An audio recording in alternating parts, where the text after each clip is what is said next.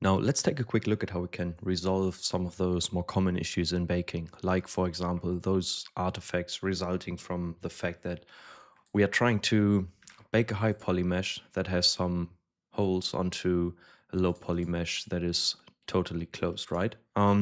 So to start off, let's take a quick look at where we are starting off. So I've created a blockout or high poly model in plasticity. As you can see, I don't have any of those micro bevels. That is because I used Blender to do some aggressive remeshing. The remeshing workflow has been gaining a lot of popularity over the past few years, especially for like weapons and hard surface stuff. So essentially, it's a remeshing modifier with a smooth corrective modifier, resulting in a very dense but polished and clean mesh.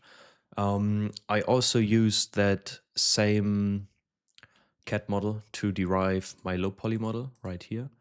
So you can see a few less insertions and details. So I took it into Blender as well, gave it some UVs, and then I took all of this into SubstancePainter, right? And with our high poly and our UVs in place, we're already off to a pretty strong start in terms of baking. So as you can see, even those details right here were picked up, and then all of those polished edges and everything that goes along has been picked up as well. The only exception, obviously, being our insertions right here, and this is due to the fact that this can be explained as to how baking works technically. So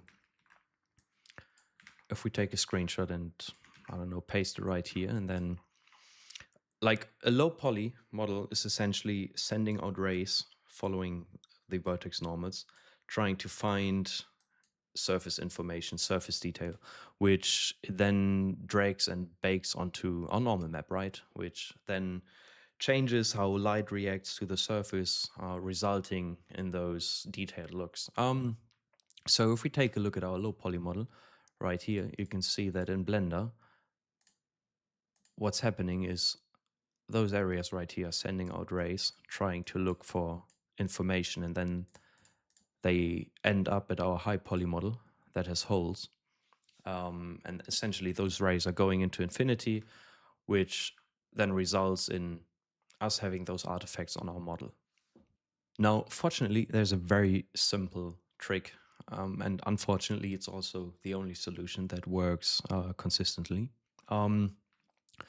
We can simply go ahead, remove those, and then we could just add a simple cylinder imitating some of those informations, resulting in a clean bake. So as you can see right here, this is like a plain cylinder. Perhaps we can push this one in or whatever.